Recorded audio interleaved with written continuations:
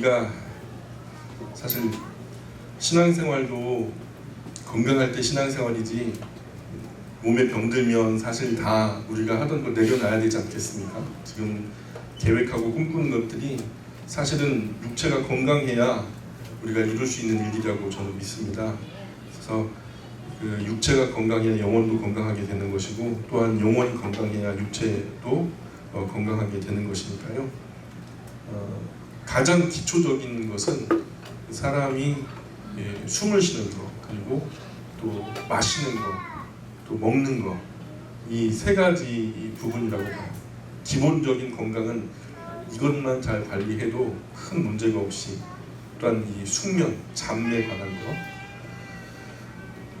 근데 벌써 우리 공기부터 벌써 더러운 공기가 이미 오염이 돼가지고 24시간 동안 그런 공기를 마시고 있고, 그런 공기가 미량의 산소로 이렇게 혈관 속에 들어가가지고 탄수화물과 합성되면서 우리 안에 미토콘드리아 안에서 36.5도의 보일러를 계속 가동하게 되는데, 그러면서 소모가 되도록 만드는데, 공기가 우리 몸에서 들어가서 소모만 되고 말면 좋겠는데, 또 이 공기가 이 공기 중에 배출도 안 되고 소모도 안 되고 우리 몸에 고스란히 쓰여서 사용되어지고 쌓여버리는 그런 중금속이나 미세먼지들, 이런 것들이 너무 많은 시절에 우리가 살거든요. 그래서 집집마다 공기청정기를 틀어놓고서 사는데도 참 그 문제가 많죠. 빨리 피곤해지고 눈도 따갑고 눈물이 자꾸 나고, 요즘에 안과 가가지고 물어봤더니 눈물샘이 막히는 현상이 많대요. 눈물이 안 나오는 거예요. 눈물샘이 막히니까. 그리고 염증이 쉬이 가시지 않고 염증이 오래 가고, 이런 모든 것들이 사실은 오염된 공기의 문제다라는 거죠. 사실 하나님께서 사람을 만드시고 사람이 마땅히 살아가야 할 곳에 풀과 나무들을 주셨잖아요. 물이 흐르고 늪이 있고 모기가 물기도 하고 파리가 있고 바퀴벌레도 있지만은, 그죠? 지렁이, 개미, 땅강아지 이런 것들 함께 더불어 살아야 되는데, 그래야 아까 제가 말했던 나쁜 병균도 있지만 좋은 미생물들도 있거든요. 그런 것과 함께 더불어 살도록 만드셨는데, 너무 우리가 시멘트로 다 구조화하고 자연적인 환경들을 다 없애버리고 인위적으로 변화시키고 그러다 보니까 오직 보이는 것은 콘크리트, 시멘트, 아스팔트, 아파트, 높은 건물들. 사람이 살 수 있는 곳에서 사실은 살아야 될 거라고. 다시 먹는 문제로 돌아와서, 먹는 것 중에서 그렇게 대량 생산되는 것이라든지 가공 단계를 여러 번 거치는 것은 절대로 먹어서는 안 된다라고 말씀드렸고요. 물고기 중에서 먹지 말아야 될 것이 있어요. 양식 화로회 같은 거, 항생물질 사료에다가 너무 많이 먹이니까 비늘이 있는 거와 그리고 지느러미가 있는 것은 성경에서 먹으라고 되어 있지만은, 양식용은 항생물질 덩어리예요. 그래서 자연산은 조금 먹어도 괜찮은데, 이것도 익혀서 먹어도 되지만은 대부분 자연산이라고 써놓고 사실 자연산은 안 팔고 양식을 팔거든요. 뱀장어, 메기, 미꾸라지 이런 것들은 먹으면 안 돼요. 왜냐, 잡으면 미끄러워, 안 미끄러워요? 미끄러워서 잡지 말라고 그러는 거예요. 하나님 이런 물고기를 잡아먹지 말아라 해가지고 몸을 미끄럽게 만드셔서 잡지도 못하게 만드시는데, 그걸 굽고 잡아요. 또 잡아가지고 또 구워먹고 삶아먹고 하는데, 메기 같은 경우는 환경호르몬 덩어리예요. 메기 안에 농축되어 있는 환경호르몬을 이렇게 검사를 해보니까 이거는 너무 치명적으로 환경호르몬이 많이 농축되어 있고, 비늘도 없어요. 몸에 고농축 환경호르몬을 축적하고 있는 뱀장어, 미꾸라기 마찬가지예요. 같은 계열이고, 고등어, 꽁치 같은 거 먹어도 괜찮은 걸로 알잖아요. 다이옥신이 굉장히 많이 들어있는 음식들이에요. 고등어, 꽁치, 참치 같은 거 등푸르 생선들인데, 이런 어류가 사실은 식중독을 가장 많이 일으키는 것으로 분류가 돼요.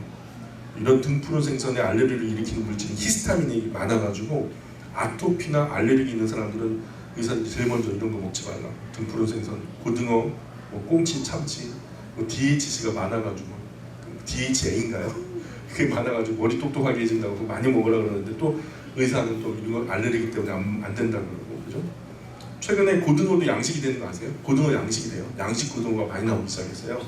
근데 이 양식 고등어를 하는 것을 제가 텔레비전 프로그램에서 봤는데 우리나라 양식 고등어 참 기술이 많이 발달됐더라고요. 그런데 자연적으로 바다 속에서 있는 어떤 음식들을 먹는 게 아니라 결국엔 사람이 음식을 갖다 주는 거죠. 사료를 부어주는데 그 사료들이 사실은 건강한 사료가 아니더라는 거죠. 전부 다 항생제 사료를 먹이고요. 갇힌 공간에서 계속해서 먹고 살아남아야 되니까 염증에 강한 어떤 고등어를 만들다 보니까 이 항생제 사료를 먹여요. 먹을 수 있는 생선은 비늘, 지느러미 있는 것 중에서도 죽어서 누워 있는 것은 먹을 수 있어요. 먼 바다 가서 잡은 비싼 생선, 양식으로 기른 것 이런 것들은 사실은 안 된다. 새들 중에도 먹을 수 있는 것과 먹을 수 없는 거 있는데 먹을 수 있는 거는 11장에서 말하는 집에서 몇 마리 기르면서 곡물 먹고 자라는 닭 정도. 닭이 시골 마당에 돌아다니는 닭 같은 거는 괜찮아요. 산비둘기, 참새, 꿩 이런 정도는 먹을 수 있는 새로 분류가 되는데 성경에서도 먹을 수 있는 새라고 분류되어 있어도 사육된 닭이나 꿩은 먹으면 사실은 사육되는 것은 안 된다는 거죠. 꿩도 요즘에 사육해요. 기러기도 사육하더라고요. 사육을. 또 성장 호르몬 항생제 번복된 사료를 출하할 때까지 먹인 항생제 호르몬 성장 호르몬 덩어리거든요. 그래서 비둘기도 안 돼요. 성경에 비둘기는 먹어도 된다고 했는데 요즘 비둘기는 먹으면 안 돼요. 새우깡을 너무 많이 먹어가지고 과자 먹고 자라면 안 되거든요. 사실 과자는 공장에 튀길 때 식물성 기름에다가 그냥 튀기면 맛이 고소하게 안 나오고 그 수포가 그렇게 예쁘게 안 일어나요. 그러니까 튀길 때 공정에다 수소를 더 첨가해요. 수소를 넣어 첨가하면서 튀겨버리니까 그게 이제 순간 튀겨주고 되게 고소하게 튀겨주고 또 빠르게 튀겨질수록 또 맛있어지니까 고소해지니까. 근데 안타깝게도 그렇게 빠르게 튀겨질 때 기름이 변질이 되고 오염이 돼요. 그래서 변형이 이루어져요. 원래의 어떤 구조를 버리고 뭔가 다른 모습으로 변질이 되는 것을 사람들이 과학자들이 발견한 거죠. 근데 그렇게 수소와 더불어서 결합이 돼가지고 빠른 속도로 튀겨지면서 얻어지는 지방이 앞에 트랜스라고 해가지고 변형, 변질된 이런 의미의 트랜스라는 이름이 붙어가지고 사실 이 트랜스 지방이 우리 몸에 흡수가 되는데 흡수는 되는데 소화도 안 되고 어떻게 배설도 안 되고 처치가 곤란한 기름이 바로 트랜스 지방이거든요. 이것이 우리 몸에 쌓이게 되면은 축적이 되잖아요. 비만이 되고 이게 다이어트를 해도 잘 안 빠지고 셀룰라이트라고 해요. 그런 부분으로 축적이 되고 성인병이 되고 순환계통에 막대한 장애물이 돼서 잡다한 잔병이 이런 것들을 근거로 나타나게 돼요. 이런 체질이 참 병이 걸려도 잘 치료가 되지 않는 체질이 되는 거죠. 곤충 종류는 먹어도 된대요. 메뚜기, 여치, 귀뚜라미, 뛰는 다리가 있는 것들은 먹어도 된다. 성경이 얘기하고. 혹시 메뚜기 잡아 드세요? 요즘에? 조개류는 사실은 먹을 수 없는 것으로 분류돼요. 어패류 속에 있는 독소는 폐류 독소라고 하는데 마비성 독소거든요. 사람이 움직이지 못하게 만드는 마비성 독소인데 물론 어떤 철에 이 독소가 없는 시기도 있지만은 대부분 있는데 그 철들을 지나서 구별돼가지고 먹어야 되니까 좀 안 먹는 게 좋죠. 먹어도 그런 독소가 없을 때 깨끗하게 분별해서 먹는 게 좋겠고 환경 호르몬이 생태계 혼란을 주는데요. 의와 식과 주 어디 안 가려요. 다 텃밭을 갖고서 직접 길러 먹는 것이 제일 안전하죠. 환경 호르몬과 농약, 유전자 변형하는 GMO 이런 유해 음식에서 벗어난 안전식품을 먹을 수 있는 유일한 방법은 내가 직접 길러서 먹는 길밖에 없는 것 같아요. 가족이 먹을 수 있는 채소는요, 직접 기르면 운동도 되고 몸에도 좋고. 이 환경 호르몬이라는 것이 내분비 교란 물질로 알려졌는데요. 이게 생물체에 흡수가 돼요. 이게 성 호르몬이다 보니까 내분비에 몸에 패치로 붙여도 흡수가 되고 이렇게 스치기만 해도 그냥 흡수가 되고 그런 환경 속에 있기만 해도 이렇게 자동차 안에 들어가면 환경 호르몬이 닿는 데마다 다 있죠. 공기 중에도 심지어 있어요. 화학 물질이죠. 이게 들어가면은 뇌 쪽으로 우리가 분비되는 호르몬들이 참 많은데 그 호르몬 분비에 대해서 교란이 이루어지고 그것 때문에 몸이 불균형해지면서 질병이 초래되는 것을 말하는데 잠옷, 특별히 몸에 닿는 속옷이나 뭐 잠옷이나 이런 것들 이걸 몸에 붙이고 계속 한밤을 지내잖아요. 이건 나일론으로 된 거 이거 겁 없이 막 입고 막 그러는데 그러면 안 되죠. 속옷은 언제나 100% 면, 그죠? 잠옷 같은 것도 면, 막 그런 어떤 그 화학 그 나염 이런 거 하지 말고 자연 염색된 거 그런 거라든가 이불이나 침대 시트 수면으로 바꿔야 되고요. 특히 어린 아이들 같은 경우에 더더욱 신경 쓰셔야 돼요. 그래서 아이들이 갓 태어나면은 뭐 베네 쪼고리부터 시작해서 전부 다 면으로 하는 이유가 그거예요. 또 실크 벽지라고 해서 요즘에 벽지 많이 도배하시는데 실크 벽지가 실크는 아니에요. 놀랐죠? 실크 갖다 이렇게 입혀가지고 실크 벽지로 만든 거죠. 실크가 아니라 그냥 플라스틱 덩어리를 갖다 이렇게 넓게 펴가지고 만든 제품이거든요. 여기서 포름알데히드가 무한히 와요. 그래서 그냥 오히려 실크 벽지가 돈이 훨씬 비싸거든요. 저희 지금 이번에 그 벽지를 했는데 합지는 한 50만 원 정도 더 싸요. 더 싼데도 오히려 그게 낫고 한지가 좋고요. 그리고 밀가루 풀 써가지고 만드는 그렇게 바르면 참 좋아. 근데 요즘에는 또 이 벽지를 바를 때도 거기다가 본드를 갖다 섞어서 만드니까. 그래서 페인트 칠할 때도 환경오염은 나오지 않는 요즘엔 친환경 페인트 많이 나오거든요. 저도 최근에 페인트 칠을 할 기회가 많아가지고 근데 실내에 두고서 쓰는 제품들이나 벽 같은 데는 친환경 소재로 꼼꼼하게 살펴서 칠해야 되죠. 또 사는 집 내외장재는 노출되는 부분에 뭐 돌이나 벽돌, 나무, 뭐 흙, 스테인레스 이런 것들은 괜찮은데 뭐 다른 어떤 화학 제품들은 우리가 좀 배제하는 걸로. 그 온타리오 호수 그 환경 호르몬 수치 지난주에 마지막으로 제가 설명드리고 마쳤죠.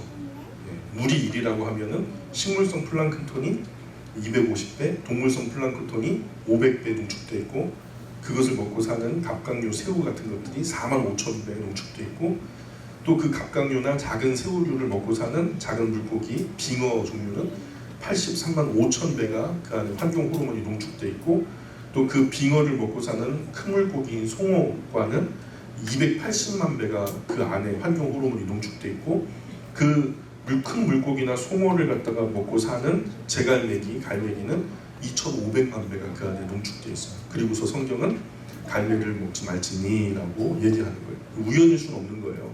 그때 당시 하나님이 얘들아 환경 호르몬이라는 것이 있단다. 이 성교란, 내분비 교란 물질이거든 하면서 설명했으면 누가 알아들을 사람 있었을까요? 아마 어려웠을 거예요. 설명 그냥 하나님의 말씀은 아멘 하고서 순종하는 게 제일 좋은 것 같아요.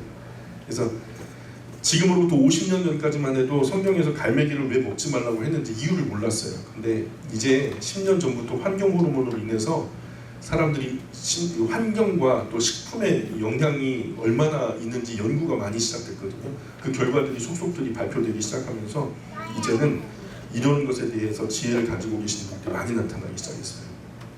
그래서 이제 환경 호르몬이 있는 음식들 우리가 피해야 된다.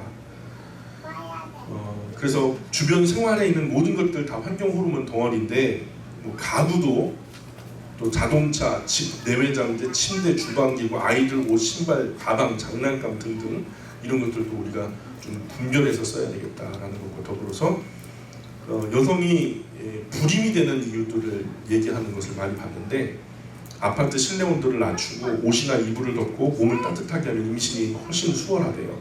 여자의 몸이 좀 따뜻해야 머리는 차갑고 아래는 덥게 아파트 온도를 지금보다 5도 정도 좀 시원하게 지금 요즘 같으면은 에어컨을 무지하게 틀어야 되는 거죠. 음식 가려 드시고 하반신 노출하지 말고 허벅지 위까지 드러나는 그런 반바지나 미니스커트 그런 건 안 좋아요. 특히 자궁을 따뜻하게 하면 임신이 가능성이 훨씬 더 커진다고요. 생활 습관도 창조 원리에 맞추어서 고쳐가야 되고요. 여성이 남성화되어서 중년 여성들이 여성을 여성답게 하는 게 헬스클럽이 아니에요. 여자분들이 여성답게 한다고 예쁜 각선미를 만들기 위해서 헬스클럽 가시는데 헬스클럽 가시면요 여자 전사가 돼요. 그렇게 가지 마시고 여성 호르몬 자체가 그렇게 만드는 거니까 그런 음식 가려 드시면 좋을 것 같고 남편이 좋아하는 모습, 사랑스러운 모습으로 다듬어 주는 것이 바로 여성 호르몬의 역할이에요. 그래서 환경 호르몬 영향으로 미미하게 나오던 그 여성 호르몬마저 이제 나오지 않고 오히려 남성 호르몬이 더 많이 흡수돼 버리니까 아내가 금세 그냥 내 옆에 다른 형제가 되버리고 곤란하게 되는 거죠. 아무리 전후회라 해도 그건 좀 그렇죠. 더 심각한 것은 남성 또한 여성화가 되어 가는 것이고요. 남성 몸 안에서 에스트로겐 같은 여성 호르몬이 축적돼요. 이 처리를 못해요. 남성 몸 안에 에스트로겐이 들어가면은 이 처리가 여자의 안에는 그 몸 안에는 시스템이 있어가지고 처리가 되는데 나올 건 나오고 들어갈 거 들어가고 그냥 울룩불룩하면서 예쁜 각성미를 만들지만 남성 안에 들어가면 이게 어줍지 않게 남성에게 막 근육질이 있어야 되는 가슴에 여기에 막 이제 유방이 생기는 거예요. 남성에게도. 그리고 심각한 것은 1, 20대 청소년들에게 정자가 생기잖아요. 이런 환경 호르몬이 많이 노출되게 되면은 정자 공장이 여성화되다 보니까 성기가 작아지고 또 없고 있는 가운데도 남성과 여성 성기가 같이 생기는 경우도 있어요. 그리고 무정자증이나 정자 감소증, 정자 기형증, 정자 무력증 등 건강한 정자에 영향을 주는 정자가 생산되지 못하게 만드는 일본 남자 34명 중에서 한 사람만 정상이래요. 34명 중에 한 사람만 정상이라는 통계가 나왔어요. 100명 중에 정상이 3명밖에 없어요. 이 환경 호르몬 영향으로 성기능 장애가 생겼는데 이게 사회적인 큰 문제가 됐어요. 그런 이유가 석유 화학 제품 환경 호르몬에 너무 많이 노출됐기 때문에 100명 중에 두세 명만 정상이고 나머지 남자애들이 다 성기능 장애자가 돼버려요.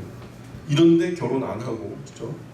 별로 그 악어가 그 짝짓기 울음을 안 운대요. 왜 그런가 했더니 얘들이 성기가 없어져 버린 거예요. 작아져 버리고 그리고 성욕이 없는 거예요. 봄마다 얘들이 막 물살을 드르르 떨면서 암컷에게 구애를 하고서 짝짓기를 하고서 알을 낳고 번식을 해야 되는데 이게 그냥 갑자기 얘들이 울지도 않고 아예 그냥 햇빛 아래서 멍청하게 있고 짝짓기도 안 하는 거예요. 근데 이게 동물들에게만 나타나는 현상이 아니라 사람들에게도 나타나요. 관여한 여자 남자애들이 이 남자 여자를 봐도 별로 그냥 소 닭보듯 감정도 없고 느낌도 없고 그냥 결혼도 안 하고 못 하고 늦게 하고 늦게 해도 아기를 안 낳고 못 낳고 또 낳았다고 해도 아기를 안 키우고 못 키우고 참 이게 참 우리 민족의 미래가 암담해지는 거죠.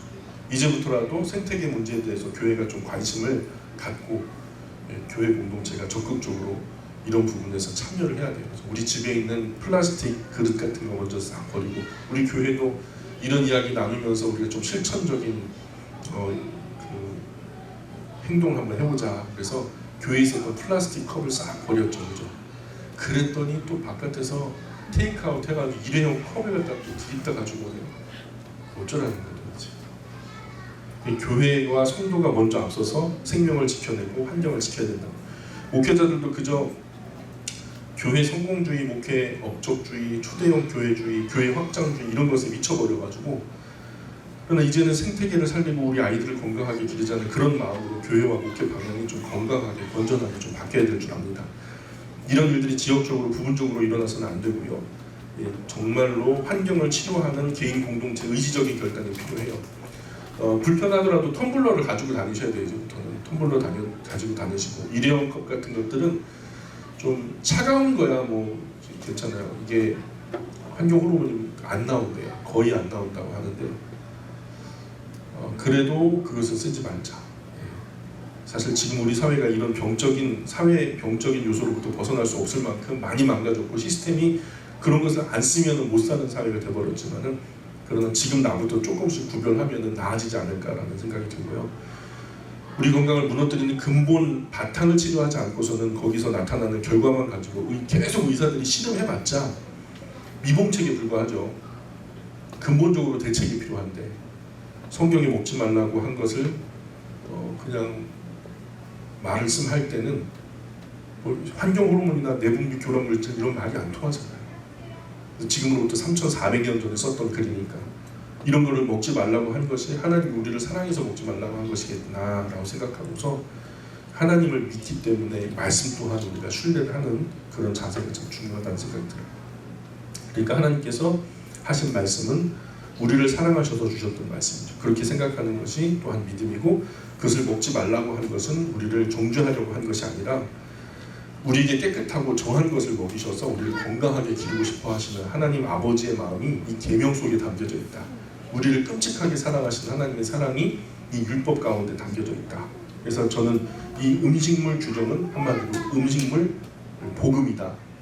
육체를 구원하기 위한 음식물 복음이다라고 이해를 하고 있습니다. 환경 호르몬을 줄이기 위해서 교회가 적극적으로 국가적으로 지속적으로 노력을 해야 돼. 우리 미래가 있어요. 그래서 성경의 방법대로 창조 원리대로 살아야 됩니다. 11장 우리 피셨죠? 레위기 11장 13절 한번 펴보실까요? 레위기 11장 13절부터 19절까지 한번 읽어보겠습니다. 13절부터 19절까지 말씀 시작.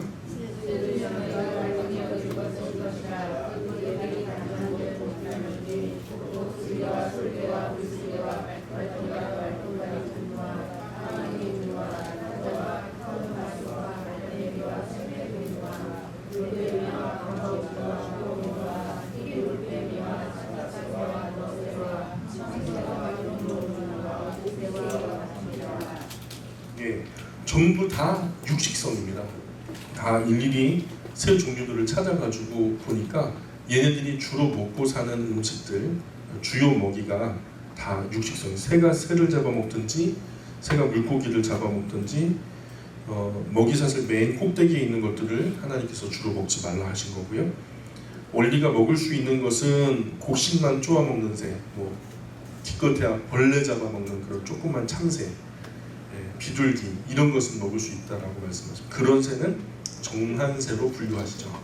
이런 것이 지금으로부터 3,400년 전에 하나님의 계시에 의해서 기록된 책이고요. 자, 29절, 30절, 31절까지. 자, 11장 29절, 30절, 31절까지 시작.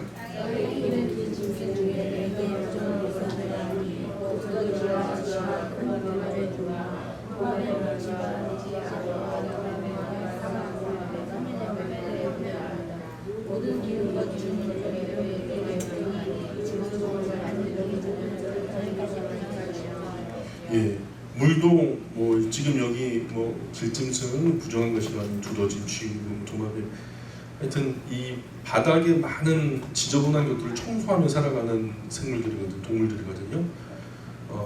그러니 이런 물도 어떤 물을 마실 수 있는지 이런 것도 가르치고 있어요. 그런 것의 주검이 우리 몸에 닿아도 부정하게 된다. 위생적으로 좋지 않다는 게 거룩함에서 멀어진다라는 게 아니고 육체적으로도 위생적으로 좋지 않다. 부정하다. 부정하다는 것은 바르지 않다라는 거고, 저수지 물이라든지 고인물, 웅덩이 이런 물은 부정하다라고 성경에 나와 있고요. 늪지대 물 같은 거 함부로 못 들어가게 해요. 그것은 오랫동안 고여 있었기 때문에 현재적으로 볼 때에도 많은 의사들도 그런 고인물에 들어가지 말라고 하는 이유가 세균들이 거기서 많이 번식했을 수가 있으니까 위생상 안 좋다라는 그런 이야기를 하고 있고요. 씻는 것도 항상 성경에 뭐라고 그래요? 어떻게 씻어라? 흐르는 물에 씻어라. 누가 하는 거죠? 보건소 소장님이 하는 말 같죠? 그렇죠? 흐르는 물에 씻어라 이런 말씀도 있고요. 이런 것까지 세밀하게 다 써놓으셨어요. 그래서 11장 46절 47절 또 볼까요? 11장 46절 47절 시작.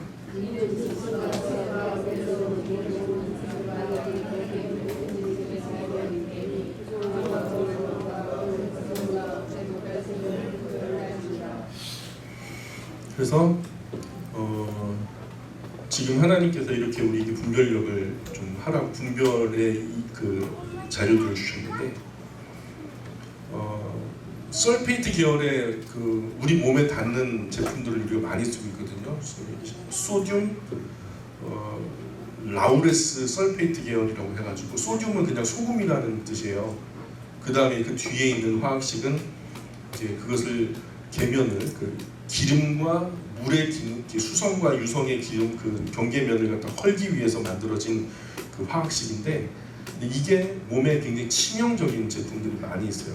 지금 우리가 쓰는 치약 100개 중에서 99개가 이게 들어가요. 설페이트 계열의 계면 활성제가 들어가고, 샴푸도 100개 중에 99개가 다 이런 계열. 그래서 이 소듐 라우레스 설페이트가 얼마나 치명적인지를 갖다 나타내주는 실험이 하나 있었어요. 텔레비전에서 나왔었는데 이게 어떻게 나왔냐면 바퀴벌레를 한 마리 잡아가지고 비커에다 넣었어요. 그래서 한쪽에는 바퀴벌레 약을 갖다가 이렇게 뿌리고 한쪽에는 이 설페이트, 소듐 라우레스 설페이트를 갖다가 아주 얇게 희석한 걸 갖다가 이렇게 뿌렸거든요. 근데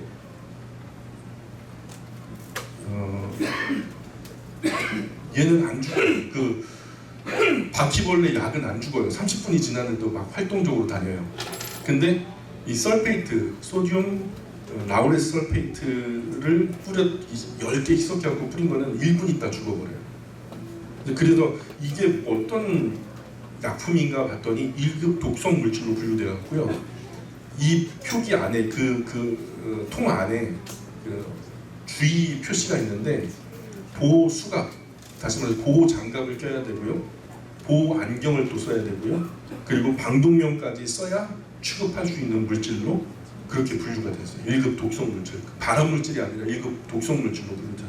그리고 이게 또 입자가 되게 밀입자래요. 밀입자라 피부로 그냥 흡수가 되어버리는 거죠. 그래서 몸에 갇혀서 그게 만약에 우리 몸에 들어가게 된다면 우리 몸의 안에서 어떤 기능을 하는지 이것에 대해서 연구된 바는 없고요.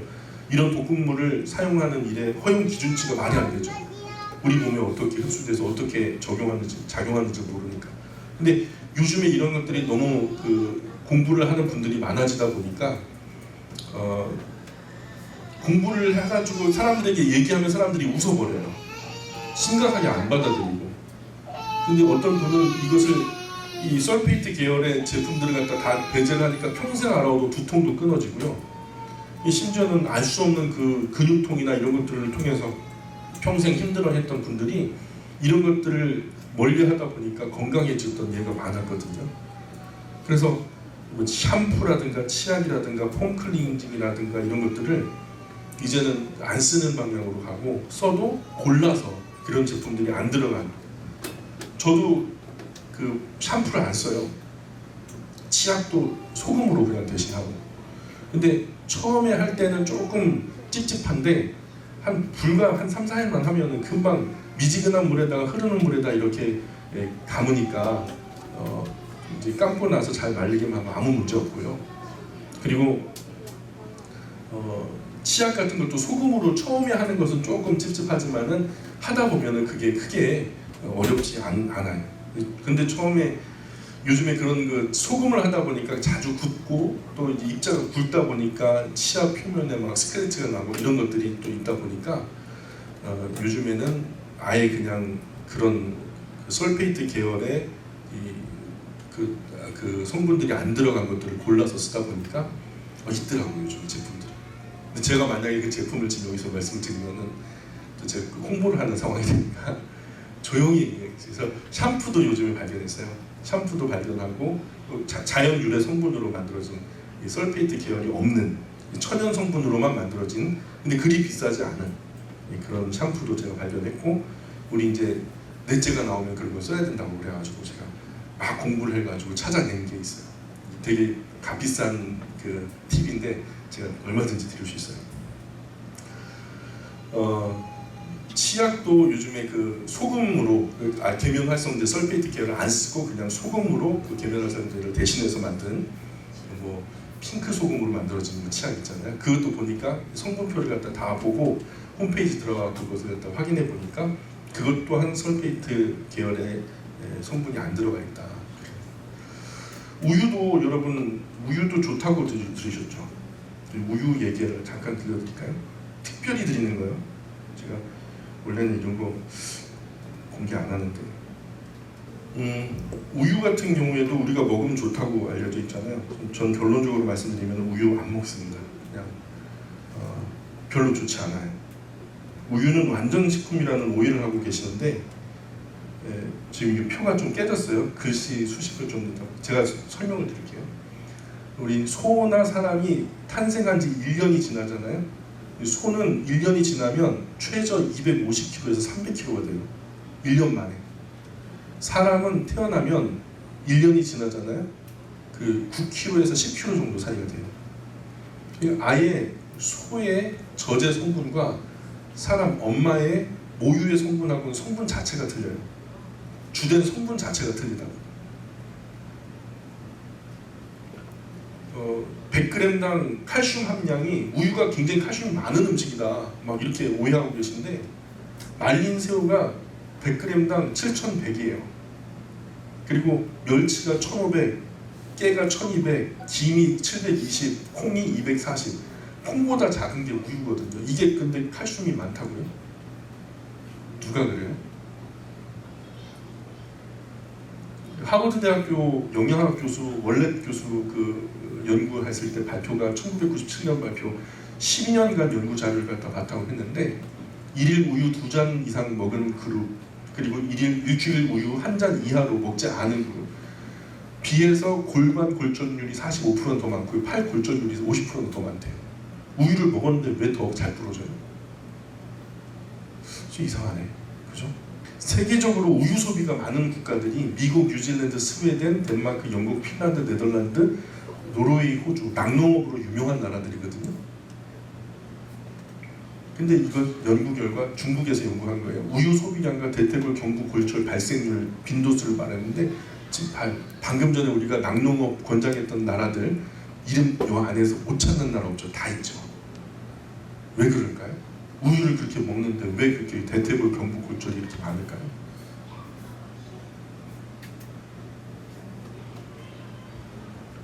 이게 우유 소비량 리터 1인당 연간 계산한 거예요. 좀 많이 우유를 많이 먹는 나라일수록 뼈가 잘 부러지네요. 2000년부터 미국 영양학자 학회지에서 우유의 칼슘은 단백질 1g 섭취할 때마다 1-2mg의 칼슘이 오줌으로 빠져나간다. 우유를 먹을 때마다 칼슘을 빠지게 하는 거예요. 우유 안의 칼슘은 잘 흡수도 되지 않는다. 25% 정도밖에 흡수되지 않는다. 소장 안에서 우유 속의 지방산이 우유의 칼슘과 결합할 불용성 염을 형성해서 대변으로 배출된다. 무슨 말이냐면 우유가 산성식품 같아요? 중성식품 같아요? 색깔이 하얘니까 중성식품 같죠? 근데 식품학적으로는 산성식품으로 분류가 돼요. 이 산성식품이 우유가 몸에 들어갔을 때 얘가 피로 그 성분을 갖다가 보내는데 그 피로 들어가면은 이 산성을 강한 산성의 성분을 피로 흘려보내니까 피가 산성화되잖아요. 그럼 몸은 방어 기제로 얘를 갖다 중성화시키기 위해서 뼈에서 인, 마그네슘, 칼슘 같은 것들을 막 끄집어내요. 그래가지고 피에다가 막 섞어요. 그래서 중화를 시켜요. 그리고서 피 한 바퀴 돌고 다시 뼈에다가 마그네슘, 인, 칼슘을 갖다 돌려놓는 것이 아니라 그대로 대변으로 배설을 해버리는 거예요. 그러니 먹을수록 뼈가 약해지는 게 맞겠죠. 1997년부터 지금까지 20년 넘게 계속 연구된 우유와 골절에 대한 연구. 우유를 마시는 폐경기 여성이 우유를 마시지 않는 폐경기 여성보다 골반 골절 가능성이 40%도 높게 나타나. 우유 뭐 드시는 거야 자유예요. 이거 뭐 우유 열심히 드셔도 지옥 가는 일은 없으니까. 근데 제가 그렇게 지난번에도 말씀드렸는데 어르신들 중심으로 또 요즘 우유를 갖다 시켜 드시는 분들이 있다더라고요. 1995년 존 홉킨스 대학 연구진 백인 20%, 흑인 75%, 유당 분해 요소 결핍, 락타제라고 하는 성분이 있는데 그게 없대요. 우유를 분해시킬 효소가 자체가 우리 몸에 없대요. 백인의 20%, 흑인 75%가. 한국은요, 유당 분해 효소가 90% 사람들 가운데 없어요. 그래서 우유를 먹으면 늘 이상한 분, 배가 꾸룩꾸룩하고 소화가 안 되고 막 그냥 배가 아파오고 그런, 심지어는 막 신경성 대장염인 줄 알고 잘못 착각하시는 분들도 계신데, 심지어는 그 유제품, 유가공 제품이라든가 뭐 커피 안에 우유 타가지고 먹는 거 그런 거 있잖아요. 그런 거조차도 우리 한국인은 그것이 안 맞는 음식이에요. 우유 안에 유당을 소화하지 못해가지고 인류학자 마빈 해리스는 유전적으로 우유에 적응하려면 수천 년이 걸린다고 예측을 해요. 우유는 포화 지방, 균질, 우유, 살균, 잔류, 항생제, 알레르기 원인, 락타제 아직 해결되지 않았대요. 이걸 갖다가 완전 제품이라고 먹어야 된다고. BMC, 진화생물학 뭐 그들의 주장이에요. 우유를 마실 수 있는 어른의 비율이 파란 쪽이죠. 어른 중에 우유를 먹어도 되는 아예 그냥 그 유전적으로 우유를 분해할 수 있는 유당 분해 효소가 몸에 많이 들어있는 나라를 중심으로 이렇게 표를 만든 거예요. 그래서 파란색은 비율이 낮은 지역이고 빨간 쪽은 높은 쪽이에요. 그래서 세계 대부분 녹색과 파란색이에요. 50% 이하죠. 북서 유럽, 북서 아프리카, 중동 지역의 빨간 부분이 90% 이상이 집중되어 있죠.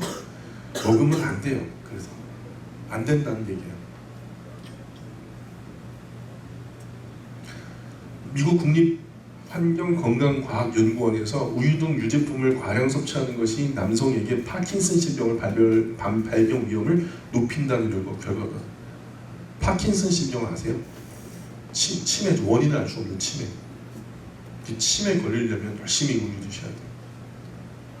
첸 박사팀 57,689명 남성과 73,175명의 여성 총 13만여 명의 성인을 대상으로 9년간 추적 관찰한 연구 결과 유제품을 가장 많이 먹었던 사람에게 파킨슨氏병 발병 위험이 높아지는 것으로 연구 결과가 나타난 거예요. 이건 의미 있는 결과예요.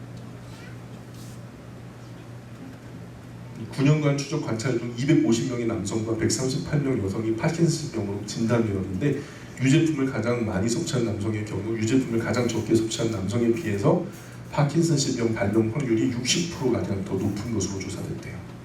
연구팀은 이 결과 우유 속에 함유된 잔류 농약 성분이나 신경 손상 독소 등 그래서 우리가 지금 젖소들이 원래 그렇게 젖을 갖다가 많이 내지 않거든요. 젖이 원래 조금밖에 안 나와요. 우리가 이렇게 다 그냥 물처럼 마실 만큼 안 나온다고요. 이게 왜 그러냐면 유전적으로 소에게 무슨 짓을 한 거예요. 이제 생채기를 내는 거예요.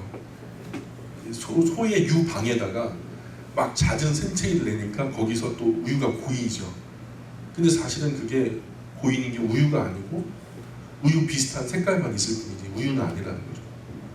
전에 우리가 먹었던 우유는 되게 고소하고 막 진하고 그랬던 느낌인데 요즘엔 좀 물 같아요, 그죠? 저도 어렸을 때 저희 아버지가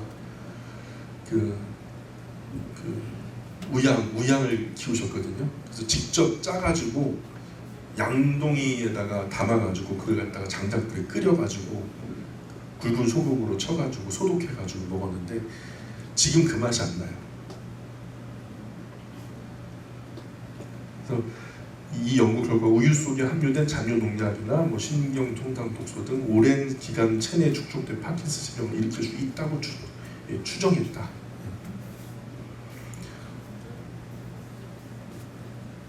락타제 효소 결핍 성인 인구 비율이에요. 락타제가 이제 그 유당을 분해하는 거예요. 우유를 먹어도 소화가 잘 되는가 안 되는가에 대한 이야기를 하는 건데 그 아시아계 사람들은 90에서 100% 락타제가 없어요. 그러니까 우유를 먹어도 소화가 안 돼요. 맛만 있을 뿐이지 그 의미 없이 그냥 장을 거쳐서 설사로 또는 속을 불편하게 하는 그런 요소밖에 안 된다는 거죠. 한국, 일본, 대만, 에스키모 같은 사람들은 이제 80에서 85% 정도, 타이, 필리핀, 반투족 90% 정도, 아랍, 유대, 페루 이런 70에서 78%, 흑인은 65에서 70%, 인디언이 95%, 이탈리아 65에서 70%. 그러니까 지금 이게 그래도 이만큼 먹어도 된다는 게 아니고 이만큼은 먹어도 아무 의미 없다는 거예요. 그러니까 5%가 의미가 있고 여기서는 30%가 의미가 있고 그런 거죠. 히스패닉 계열에도 50에서 60%, 핀란드에도 18%, 미국 백인 같은 경우에 8%. 미국 백인들은 우유 많이 먹죠. 시리얼에 말아 먹고. 우리는 그럼 시리얼 말아 먹으면 돼야 안 돼요. 우리는 안 돼요. 우리 아침에 누룽지 끓여 먹어야 돼요. 그죠? 또 세계 백인을 좀 하면은 10% 그리고 스위스 낙농업이 좀 발달돼서 오래전부터 애나 어른이나 다 우유 아니면은 못 먹었던 그런 지방에 살던 사람 스위스, 덴마크 이런 데는 7%, 2% 거기는 그렇게 먹어도 돼요. 우리는 그렇게 먹으면 안 된다는 거예요. 세계 평균 75% 이상 유당을 소화하지 못해요. 우리가 그 티에리 수카르라고 하는 과학자가 연구한 그 연구 결과를 너무 충격적이고 시대에 반하다 보니까 그 당시에는 이단하다 막 여겨질 만큼 너무 엉뚱한 얘기를 하니까요. 근데 이 사람의 연구를 갖다가 하나로 뭉뚱그리 해가지고 의미 있는 연구 결과만 책으로 엮어낸 것이 있어요. 그 책의 제목이 뭐냐면 우유의 역습이라고 하는 책이 있어요. 꼭 한번 읽어보셨으면 좋겠어요. 적으실 수도 있는데 우유의 역습.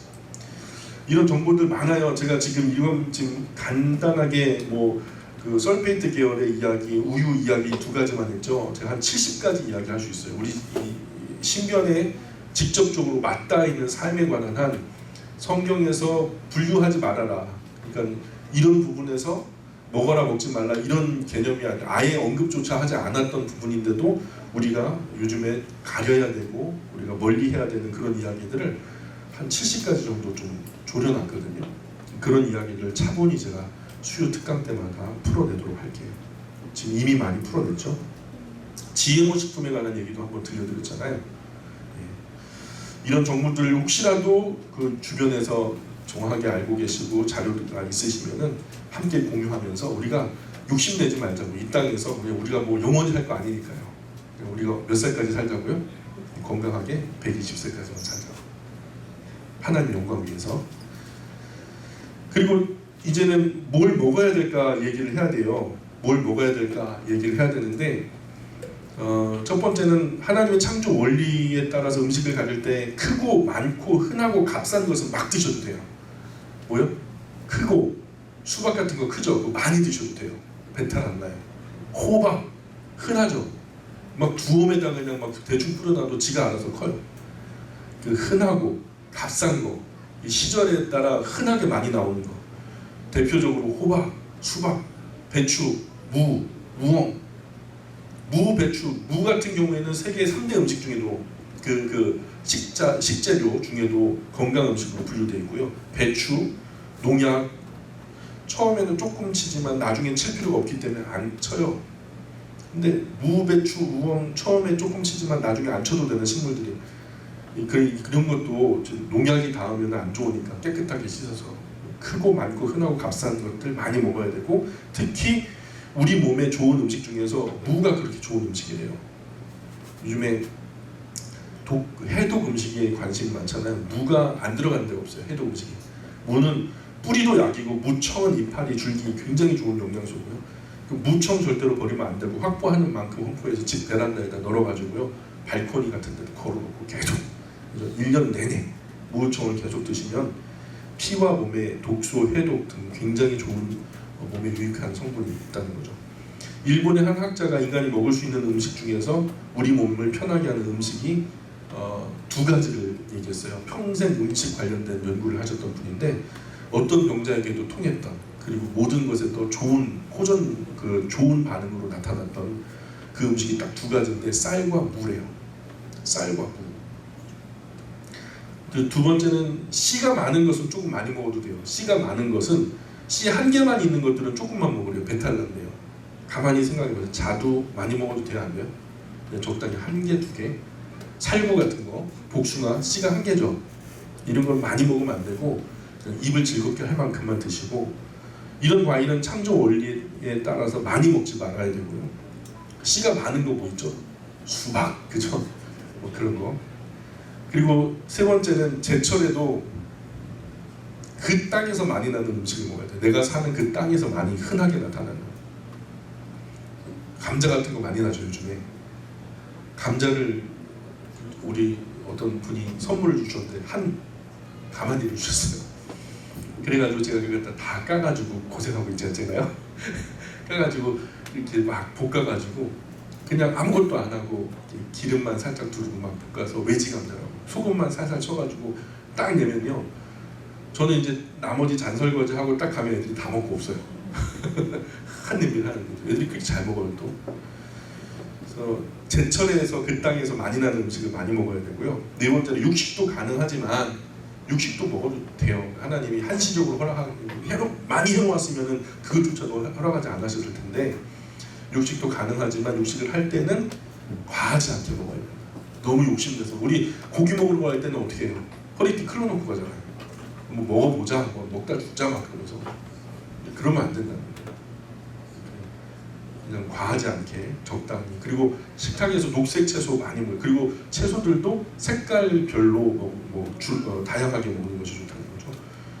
녹색 물질은 아주 생명 물질이래요. 항상 엽록소가 상에서 떨어지지 말아야 된다고 항상 식품학자들이 말합니다. 그 국찌개 숭늉같이 밥 먹을 때 같이 물 많이 먹는 우리나라 국국 먹을 때 위산과 섞여가지고 산도가 낮아지는 경향이 있대요. 그래서 소화가 잘 안 되는. 그래서 물은 식사 후 한두 시간 후에 먹는 게 좋고, 식사할 때 우리 위에 아주 건강한 강한 산성이 위산이 나오는데 맹수에 비하면 30배로 약한 희석되는 거죠. 그러나 일반 초식 동물들에 비해서는 한 3배에서 5배 정도 강한 산성이 나와요. 그래도 우리는 육식을 하면 안 되는데, 근데 거기에 물을 타니까 더 묽어서 소화도 잘 안 되고요. 그러면 위와 소장에 큰 부담이 되면서 입에서 충분히 갈아서 꼭꼭 씹어서 넘겨서 한정된 위액이 효과적으로 소화할 수 있도록 그렇게 도와야 되죠. 그러니 식사 중에 물을 너무 마시면 좋지 않다. 안 좋은 습관이다. 그래서 건강하게 오래 사시는 분들 보면 식사 중에는 물도 국도 따로 드시지 않고 식사 끝난 다음에 한적한 시간에 물을 따로 드시는 그런 것들을 많이 먹게 되죠. 밥도 사실 그냥 푹 퍼져서 질게 하지 마시고 꼬들꼬들하게 꼭꼭 씹어야 넘어갈 수 있을 정도로 그래야 건강하게 오래 산대요. 쌀을 도정할 때도 3도에서 5도 정도 도정하는 게 좋고, 현미쌀은 아주 좋지만 많이 먹기 불편하니까 껍질 벗기고 약간만 깎아낸 것을 먹는 게 좋아요. 그게 3도에서 한 5도 정도. 소식을 하되 되고 거친 밥을 한 30번에서 50번 씹어 먹는 게 좋대요. 이거 누가 세고 있어요, 그죠? 그렇지만은 오래 씹어야 되는구나, 이것만 기억하시고요. 음식물이 입에 들어가면 그것을 바로 그것을 소화하기 위해서 위액이 막 나오기 시작하거든요. 그러니까 충분히 위액이 음식을 받쳐낼 때까지 너무 급하게 먹으면 안 된다. 막 씹지도 않고 막 꿀떡꿀떡 넘기는 분들이 있잖아요. 그러면 안 좋고, 우리나라 음식 중에서 환자들 많이 먹이는 거 뭐죠? 많이 아프시면 뭐 사다 먹이죠? 죽 사다 먹이죠. 뭐 생즙이라든가 미숫가루, 이거 소화 안 되는 것들이래요.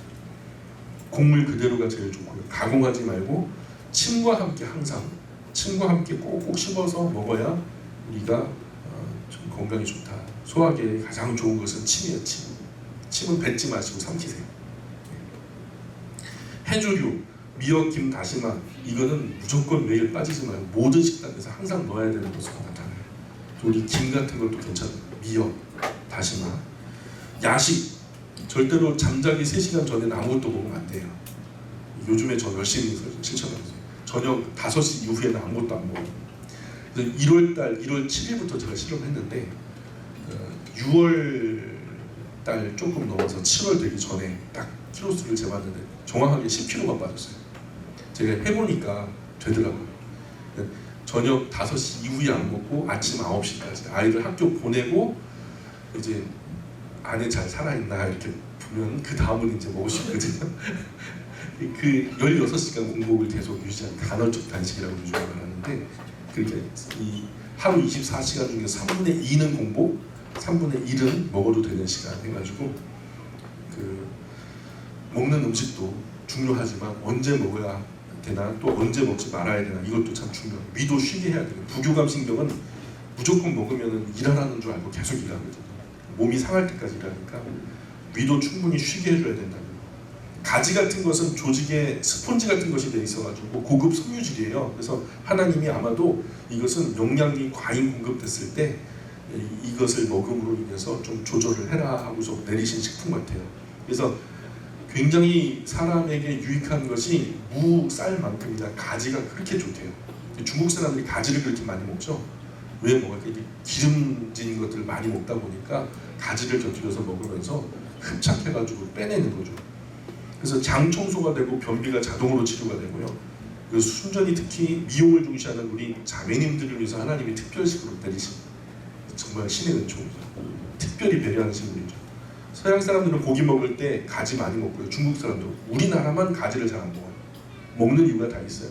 유럽, 중국, 몽골 같은 데서 요리가 발달된 나라마다 가지를 볶거나 튀기거나 어쨌든 가지를 많이 먹어요. 가지도 가지지만 토마토는요, 하나님 남자들을 위해서 내리신 식품이다. 이것은요 그냥 전립선에 끝내준대요. 그래서 이제 중년 이후에 전립선 비대증이라든가 전립선 암이라든가 이런 게 염려되잖아요. 근데 토마토만 그냥 이렇게 끓는 물에다가 살짝 담갔다 빼면요 그 껍데기가 흐물흐물해지거든요. 그 상태로 믹서기에 놓고서 껍데기 걸러내고서 그 올리브 오일 조금 넣고서 갈아가지고 한 컵 마시면은 전립선에 관해서 약 먹을 필요가 없어요. 전립소 뭐 그런 거 먹을 필요가 없어요. 그 자체로 괜찮으니까. 그야말로 비타민 알파민이 그 비타민의 알파벳이 다 들어있는 음식이 토마토라는 거예요. 그래서 비타민이 모자라지 않게 보충해주고요. 습관적으로 먹어야 되고요. 근데 우리나라는 이런 몸에 유익한 야채들 잘 안 먹죠. 그래서 음식을 우리가 이렇게 하나님 먹어도 된다 하는 것으로 먹으면 뭐가 달라지냐면 제일 먼저 피가 달라져요. 피가 맑아져요. 피가 맑아지니까 어떻게 될까요? 피가 그냥 막 순환하잖아요. 그러면은 정신이 맑아져요. 분별력이 생기고 질서가 생겨요. 잘 알아들어요. 그러니까 정신이 질서가 생기고 분별력이 생기니까 뭐라고 말을 해도 그게 잘 알아먹히고 잘 표현되고 잘 알아듣고 잘 표현되니까 어떻게 잘 알아듣고 잘 표현되면 그게 뭐예요? 그게 사실 학습 능력 아니겠어요? 10배나 똑똑해져요. 당연히 공부도 잘하게 되고 말이 안 통해서 성격이 나빠져 급해지나 그거 있잖아 그거 하면서 막 뒤집어 엎잖아요. 그거 있잖아 그럼 다 알아들으니까 뒤집어 엎을 이유가 없겠죠. 성격이 아주 온유해지고 그래서 말 잘 통하니까 잘 알아듣고 잘 표현하니까 급할 것도 없고 마음도 아주 여유롭고 평화롭고 성품도 온순해지고 따라서 좋은 인격의 사람이 될 가능성이 훨씬 높아지죠. 더러운 피로 인해서 동맥경화나 뇌졸중 이른바 순환기 계통의 질병들이 예방이 되고요. 좋은 피가 맑게 흐르니까 피부도 깨끗해져요. 피부 깨끗해지면 어떻게 돼요? 미의 우리 어머니들, 여성분들 미의 90%는요 피부예요. 피부. 그러니까 다 미인들 되겠죠. 미남들 되겠죠. 그리고 그렇게 피부도 좋아질 뿐만 아니라 이 건강적으로 그렇게 순환이 좋아지니까 오래 살고 더디 늙죠. 노화 지연 효과가 있죠. 안티에이징. 노화는 되지만 빨리 안 늙고 천천히 늙죠. 따라서 오랫동안 건강하게 살면서 이 세상에 거룩한 영향력을 끼칠 수 있는 건강한 그리스도가 될 수 있다는 거죠. 하나님 나라의 상급도 크겠죠. 오래 사는 만큼 선한 일 많이 할 테니까, 그죠? 고로 음식을 가리면 하나님 나라의 상이 크다. 그게 우리랑 굉장히 음식 가리는 게 신앙의 요소와는 큰 상관이 없을 것 같아도 하나님이요 우리의 육체적인 건강을 굉장히 신경 쓰세요. 성경에 부분에서 항상 우리의 몸을 신경 쓰시는 것을 봐요. 출애굽한 이스라엘 백성들도 끔찍하게 여기셨거든요. 히말라야 산지 캐시미어 산맥 그 파키스탄 훈자 마을이라는 곳이 있는데요. 세계에서 피가 제일 맑고 가장 오래 사람들이 사는, 이 사람들이 평균 수명이 90세예요. 그냥 마을에서 야 우리 청년들 모이세요 그러면 90세 어르신들이 다 모인대요. 동네 100세 넘는 분들이 즐비해요. 그러면서 평균 시력이 2.0. 안 놀라네요. 안경 쓴 사람이 없어요. 안경점도 없어요. 칫솔, 치약 이런 거 안 쓰는데 치아가요 그냥 다 온전해요. 그냥 다들 하듯 물로 헹궈내도 충치가 별로 없어요. 피가 얼마나 맑으냐면 이 정맥의 피와 동맥의 피 농도 비율이 비율에 따라서 피가 혼탁하다 더럽다 이것을 측정하는데 이 정맥의 피 생산돼서 나가는 피와 다 소비하고 들어오는 피가 농도 그 비율이 1:1이에요. 깨끗한 거죠. 이 정맥피와 동맥피가 1:1이면 거의 120세까지 산대요. 그것도 아주 건강하게. 만약에 정맥피, 동맥피 농도가 2:1쯤 된다. 그러면 수명이 한 60에서 70세로 반으로 줄어든대요. 근데 피가 이제 정맥피와 동맥피가 3:1로 뻑뻑해지면 그때는 그냥 폐인 수준으로 몸을 그냥 질질 끌고 다니는 수준이죠. 그리고 4:1이 되면 어떻게 될까요? 4:1이 됐는데 살아남은 사람은 아무도 없어요. 그러니까 어린이나 젊은 사람은 혈관의 피를 체열하면 툭 터져 나오잖아요. 꽂는 순간 푹 하고 나오면서 분수처럼 솟구쳐 나오는데 연세가 많으신 분들은 피가 찐득하게 고이듯이 흘러나와요. 예, 더 심각한 분들은 찔러도 피가 안 나와. 욕하는 게 아니라 찔러도 피가 안 나오다니까. 피가 더러워져서 찐득찐득하고 뻑뻑해져가지고 소머리 곰탕, 꼬리 곰탕, 족발탕, 사골 어르신들 먹지 말아야 돼요. 어르신들은 콜라겐, 우리말로는 악교라고 부르잖아요. 죄송해요. 우리 아버지한테 죄송합니다. 1년에 한 번은 괜찮아요. 근데 콜라겐, 우리말로는 악교라고 말해요. 근데 속껍데기나 물렁뼈를 자꾸 보면 그 안에서 콜라겐이라는 진득한 풀 성분이 나오거든요. 근데 그 성분을 다른 말로 뭐라고 부르는지 아세요? 몰타르라고 불러요. 몰타르. 그 역할은 세포와 세포가 붙어있게 만드는 거예요. 풀이에요, 풀. 우리 몸에도 상당히 많은 콜라겐이 있는데, 그런데 그 수고머리나 가죽이나 물렁뼈, 꼬리곰탕, 족발탕에 있는 콜라겐들이 사람의 피를 타고 흐르게 되면 어떻게 될까요? 교원질, 단백질, 풀은 물과 함께 열이 가해지면 물처럼 묽어지는데, 이것이 굳어지면 묵처럼 찐득찐득해져요. 마르면 완전히 유리처럼.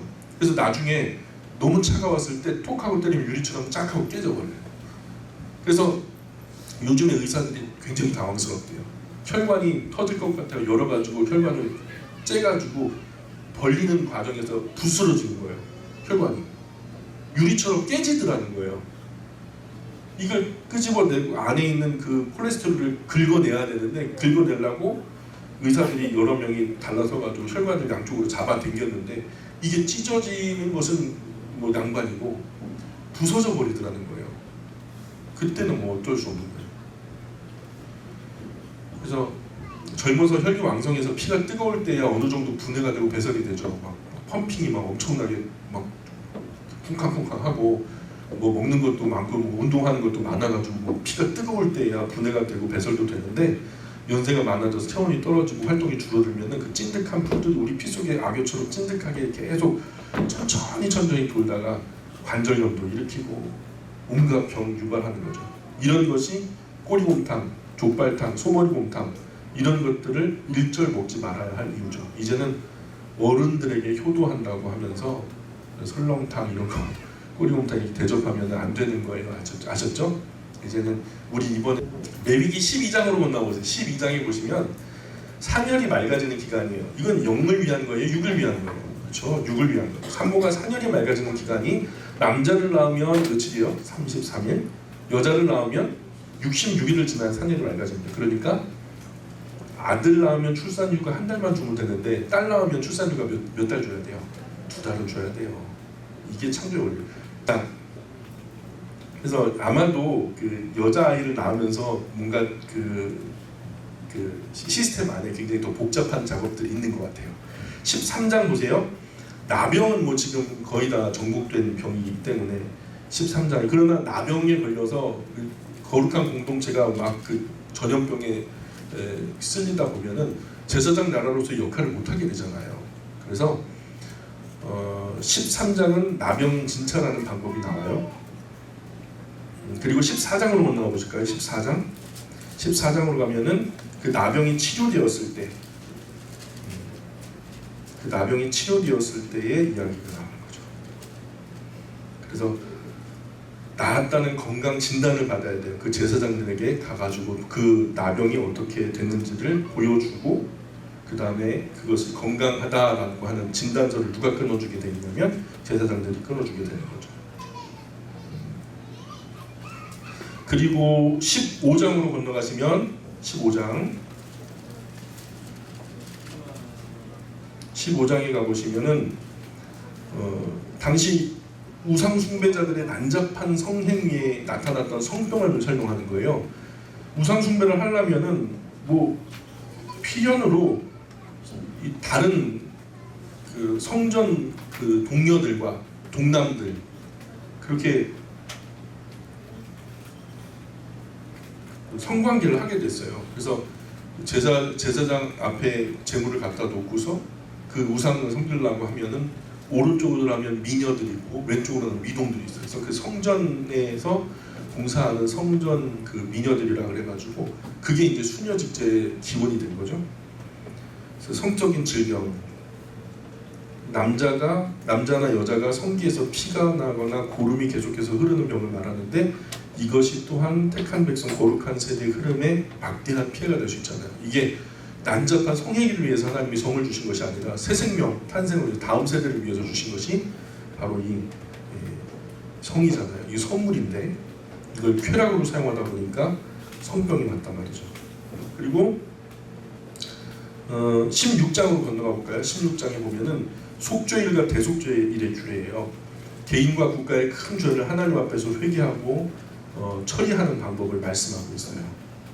그리고 17장으로 건너가 보시면은 피나 기름을 절대로 먹지 않으려고 해요. 순대 선지 먹으면 성질 나빠지고 내장 막이 얇아지고, 피는 무슨 피든지 피는 먹지 말라는, 그 백성 중에서 끊어진다까지 말씀하시니까 절대로 선지국밥, 뭐 순대국밥 이런 거 먹으면 안 돼요. 아마도 중한 병에 걸려서 건강 잃고 일찍 죽는다는 말씀 아니겠어요? 노루피, 사슴피, 돼지피, 소피 일절 안 되는 거예요. 지옥에는 안 가지만 병원에는 꼭 가요. 왜 가는지 모르고 가요. 18장 18살이 되면 성년이 되죠. 성윤리를 말하고 있어요. 윤리하면 성윤리죠. 18번 그렇게 외우시면 돼요. 성윤리에 관한 말을 하고, 19장에서는 사회윤리를 말씀하는데, 사회윤리가 19장인데 19살이 되면 고등학교 졸업하고 사회로 나가잖아요. 사회생활 하기 시작하니까 사회윤리는 19장 이렇게 외우시면 좋을 것 같아요. 20장은 반드시 죽여야 하는 죄악 설명하는데, 성경에서 이러이러한 사람은 반드시 죽여라. 어떤 사람들이 왜 이렇게 하나님이 잔인하냐 이렇게 말씀하는데, 근데 그 끝에 가서 보면 잔인한 게 아니고 이렇게 해서 너희 중에 악을 제하는 게 목적이다 라고 성경이 말씀하고 있어요. 그래서 그 악이 있는 그대로 내버려 두어서 악이 원하는 대로 흐르게 되면 더 잔인하고 악한 사회를 빨리 보게 될 테니까.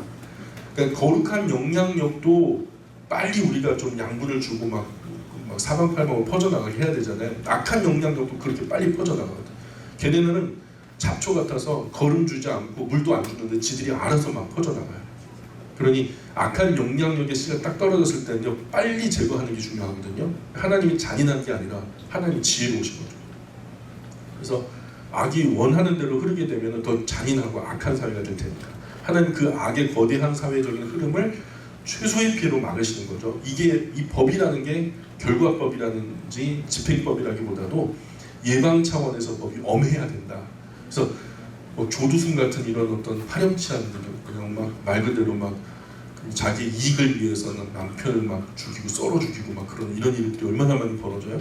이런 때 막 사실은 저는요, 사형이 필요하다고 봐요. 사형이 필요하다고 봐요. 그래야 그 안에 들어가서 어쨌든 난 안 죽어. 거기서도 뭐 먹고 사는 거지 뭐 무슨 짓 하고 들어가면 끝이잖아요.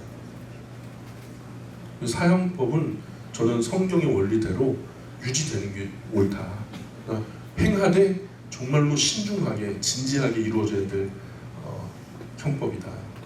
그리고 21장 같은 경우에는 제사장 처신 규례를 말씀하고 있어요. 22장으로 건너가 보시면 거룩한 음식을 먹을 수 있는 자와 먹을 수 없는 자에 대해서 말씀합니다. 그러니까 하나님께 드려진 제물들, 성물을 먹을 수 있는 자와 먹을 수 없는 자를 구별하세요. 나중에 이것이 신약 시대의 예배 때 그 거룩한 떡과 잔을 나눌 수 있는 사람과 없는 사람을 암시하는 것처럼 느껴져요. 아마 성경 읽어보시면 이해 가실 거예요. 23장으로 가보시면 거룩한 절기를 말씀하는데 3대 절기를 말하죠. 6월절, 7칠절, 초막절 반드시 지켜야 된다. 그래서 특히 예루살렘 반경 80km 안에 있는 사람들은 그냥 자기 사는 처소에서 지키지 말고 예루살렘으로 와서 지켜라. 그래서 그렇게 말씀하고 24장에 보면은 성막과 제단 관리를 어떻게 해야 되는지에 대한 말씀을 하시고, 25장으로 가시면 안식년과 희년 토지법을 말하고 있죠. 안식년, 희년, 토지 무르기법을 설명하는데, 성경대로 토지가 공개념이 된다면, 공유 개념이 된다면 모든 인생에 그 49년이 지나서 50년째 되는 해를 희년이라고 해요. 그때는요, 여호수아가 땅을 분배했던 그 최초 조상의 그 구획대로 회복이 돼요. 땅을 담보로 누군가에게 빌려줬어요. 그리고서 자기가 돈을 취했죠. 그리고 그러는데 49년이 지나면 그게 원래대로 회복이 돼요. 그래서 희년이 몇 년 남았냐에 따라서 그 땅의 값이 달라지기도 해요. 왜냐면 내년이 희년이다 그럼 1년밖에 못 쓰잖아요. 그러니까 헐값에 주고, 뭐 이제 막 희년이 시작됐다, 희년에 1년 지났다 그러면 한 48년 쓸 수 있으니까 그 값이 굉장히 크겠죠. 그러니까 이 희년 어쨌든 50년은 사람들이 다 넘게 살잖아요. 그러면은 처음 시작하는 출발선이 똑같아요. 무슨 의미인지 아시죠? 다 회복되니까 조상 때 처음 구획대로 회복이 되니까 이 청년들이 이 금수저, 흑수저, 은수저 뭐 이런 얘기 안 하고 누구든 처음 한 번에서 두 번은 새로운 기회를 맞게 되니까 그래서 이 희년이라고 하는 제도가 굉장히 마법과 똑같은 그런 제도죠. 사회적 위화감이 없어지고 물질에 크게 집착하지도 않게 되고 그런 사회의 사람들도 심성이 각박해지지 않을 거라는 거죠. 그래서 25장까지 율법을 설명하는 것이 끝이 난 거고요. 사실 26장은 부칙이에요. 부칙. 26장, 27장은 상과 벌, 복과 저주가 나와요. 그래서 25장까지 율법을 지켜 행하면 이런 복을 받을 것이고 그 율법을 지키지 않는다면 이런 저주를 받을 것이다 라는 이야기를 26장에서 하시고 상벌제도죠. 부칙에 속하는 거예요. 그리고 마지막 27장으로 가보시면은 주로 우리가 그 작은 동아리를 하나 운영한다 하고 그 교제하는 어떤 조그만한 공동체를 하나 이끌 때도 규약이라는 게 있잖아요. 근데 그 맨 마지막에 뭐가 나오냐면 돈 문제를 다뤘죠. 돈으로 계산할 수 있는 문제, 간단한 문제니까. 그래서 돈으로 해결할 수 있는 문제는 제일 작은 문제라서 그럼 부칙에 나와요. 그래가지고 회비는 얼마로 한다든지 막 안 냈을 때는 뭐 어떻게 해야 된다든지 이런 거죠. 레위기 순서. 성경은 예배, 즉 하나님께 대한 예배가 제일 먼저고 그다음 영적인 건강을 중요하게 다루죠. 그 다음에 우리 개인과 가족, 사회의 건강과 위생, 육체 건강, 그리고 윤리, 도덕, 거룩한 사회 공동체, 정신적인 건강을 지향하죠. 또 영과 육, 정신의 건강, 그리고 그 복과 잘됨을 위한 말씀이 바로 레위기라는 거죠. 그래서 요한 3서에 보면 1장 2절에 이런 말씀이 나와요. 사랑하는 자여, 너의 영혼이 잘됨 같이 너가 밤사이 잘되고 네 강건하기를 내가 간구하노라. 그래서 이 말씀의 진정한 의미는 우리가 하나님을 향한 영적 건강이 바르고 건강해진다면 육체의 건강과 정신의 건강도 따라 건강해질 것을 말씀하시는 거죠. 맨 끝에 가서 돈 문제 같은 부칙이 나와요. 이게 하나님께 속한 사람들의 가치관과 질서라는 거죠. 세상의 가치관과 성경의 가치관은 차원이 다릅니다. 그리고 우리가 이 말씀대로 살아가는 것이 우리의 남은 삶의 원리가 되어야 될 줄 믿습니다. 우리 예수님께서 가르쳐 주신 기도로서 성경 강좌 마치겠습니다. 하늘에 계신 우리 아버지, 아버지의 이름을 거룩하게 하시며 아버지의 나라가 오게 하시며 아버지의 뜻이 하늘에서와 같이 땅에서도 이루어지게 하소서. 오늘 우리에게 일용할 양식을 주시고 우리가 우리에게 잘못한 사람을 용서하여 준 것 같이 우리 죄를 용서하여 주시고 우리를 시험에 빠지지 않게 하시고 악에서 구하소서. 나라와 권능과 영광이 영원히 아버지의 것입니다. 아멘.